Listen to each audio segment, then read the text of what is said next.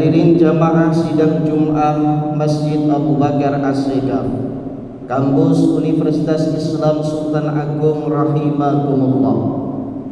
Alhamdulillah, bersyukur kita kehadirat Allah Azza wa Jalla atas segala limpahan karunia nikmat rahmat yang diberikan dan dicurahkan bagi kehidupan kita, sehingga pada kesempatan Jumat yang mulia ini di dalam Marakil Ubudiyah Syekh Nawawi menyampaikan sebagai Sayyidul Ayyam, hari yang terbaik, Allah berkenan untuk masih mempersatukan antara jiwa dan raga kita, untuk melangkahkan kaki ke masjid yang indah dan megah ini.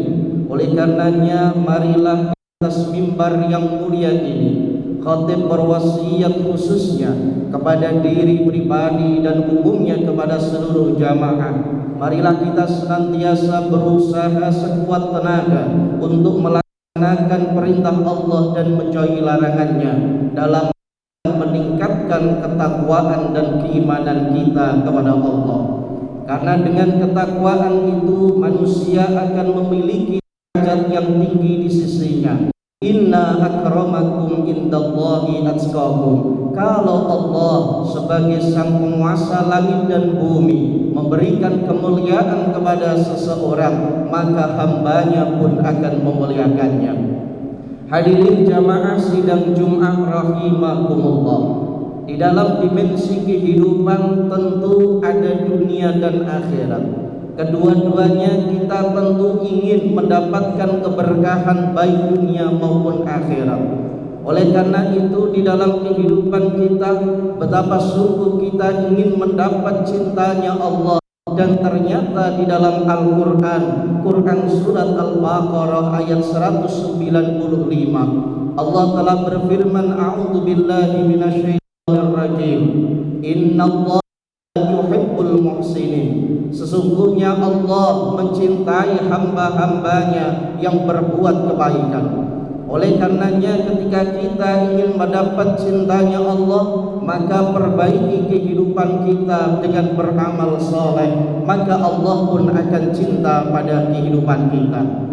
Bahkan ada hal yang menarik ketika kita lihat di beberapa kitab, misalnya di Sahih Bukhari ataupun di Sahih Muslim, ada hadis muttafaqun alaih yang diriwayatkan oleh Imam Bukhari dan Imam Muslim. An Abi Hurairah radhiyallahu anhu, qala Rasulullah sallallahu alaihi wasallam, sab'atu yudhilluhumullahu fi dhillihi yauma la dhilla illa dhilluh.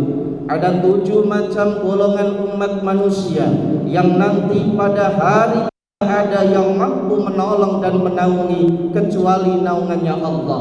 Maka siapa 7 golongan yang akan mendapat naungan Allah? Yaumun la dhilla illa dhilluh.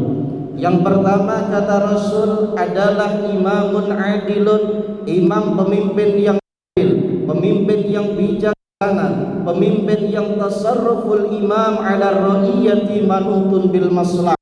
Kebijakan berorientasi kepada kemaslahatan ummah. Oleh sebab itu, maka masing-masing individu di antara kita sesungguhnya adalah merupakan pemimpin, minimal memimpin diri kita masing-masing. Rasulullah menyampaikan, kullukum ra'in wa kullukum mas'ulun ar-ra'iyati. Masing-masing di antara kita adalah pemimpin dan akan dimintai pertanggungjawaban di sisi Allah. Yang kedua, golongan yang akan diberikan pertolongannya Allah adalah yaitu wasyabun ja'a fi ibadatillah, yaitu para pemuda yang mereka sudah orientasinya untuk ibadah kepada Allah. Maka kalau ada orang tua sregep ibadah kepada Allah itu biasa, tetapi kalau anak muda, anak kecil tapi sudah lebih cinta kepada Allah dari yang lain, maka yang luar biasa.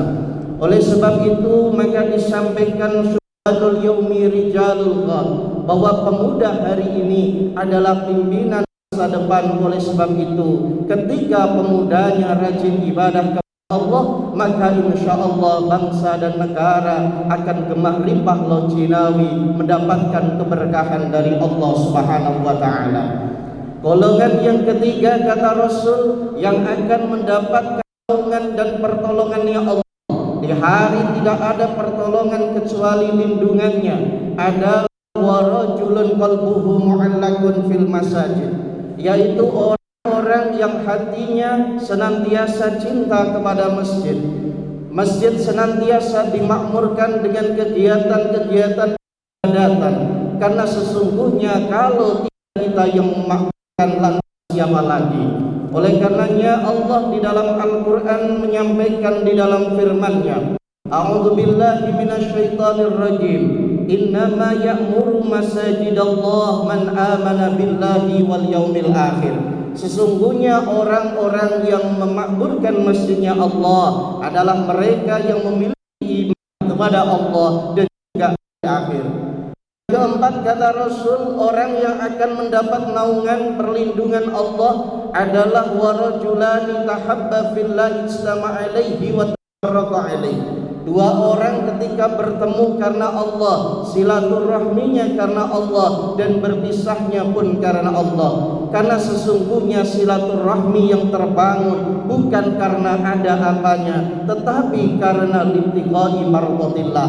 Oleh karenanya Rasul hadis yang mengingatkan kepada kita, man kana yu'minu billahi wal yaumil akhir falyasil rahimah. Orang yang ingin kemudian mereka memiliki keimanan kepada Allah dan juga hari akhir, maka salah satu indikatornya adalah memperbanyak melakukan silaturahmi. Yang kelima, orang yang akan mendapat perlindungan Allah adalah warajulun ta'azzu mar'atu dzatu wa jamalin faqala inni akhafullah, yaitu lelaki yang diajak oleh wanita yang indah rupa, yang cantik menawan untuk melakukan sesuatu yang tidak diridhai oleh Allah, maka lelaki ini dengan tegas mengatakan inni akhafullah, aku takut kepada Allah. Bukan berarti karena tidak ada orang yang melihat, tetapi Allah maha melihat fi ayyi makan wa fi ayyi hal. Yang keenam, kata Rasul, orang yang akan mendapat naungannya Allah, wa rajulun tasaddaqa bi shadaqatin fa akhfaha hatta la ta'lama shimaluhu ma tunfiqu yaminu. Orang-orang yang bersedekah dengan ikhlasnya sampai diibaratkan oleh Kanjeng Nabi, tangan kirinya saja tidak tahu apa dan berapa yang disedekahkan oleh tangan kanannya. Karena memang di dalam konsep keberagamaan kita mukhlisina, berikhlas kita dalam menjalankan agama karena Allah Subhanahu wa Ta'ala. Yang terakhir adalah kata Rasulullah, orang-orang yang akan mendapat naungannya Allah yaumun la dhilla illa dhilluh adalah warajulun da'allaha khalian fafadat ainah. Orang-orang yang kemudian di tempat sepi dan sunyi mereka merasa memiliki banyak dosa kepada Allah, sehingga kemudian meneteskan air mata untuk bermunajat kepada Allah, sebab mereka memahami bahwa al-insan al-khata'i wa kita manusia tempat salah dan juga lupa. Oleh karenanya Rasulullah sebagai orang yang sudah pasti dijamin oleh Allah masuk surga dan tak punya dosa, setiap hari saja tidak kurang 100 kali beristighfar. Apalagi kita umat manusia yang biasa berbuat salah. Itu bagi kita, mari kita fafiru ilallah, memohon kepada Allah Subhanahu wa Ta'ala untuk menjadi golongan-golongan yang mukhlisina lah, dan menjadi hari tidak ada naungan kecuali naungannya. Amin amin Allahumma. A'udzu billahi minasyaitonir rajim.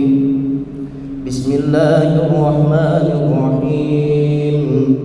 Wal asri innal insana lafi khusrin illa alladziina aamanu wa 'amilus shalihati wa tawassaw bil haqqi wa tawassaw bis sabr Barakallahu li wa lakum fil Qur'anil azim wa nafa'ani wa iyyakum bima fihi minal ayati wad dzikril hakim wa taqabbala minni wa minkum tilawatahu innahu huwas samiul alim.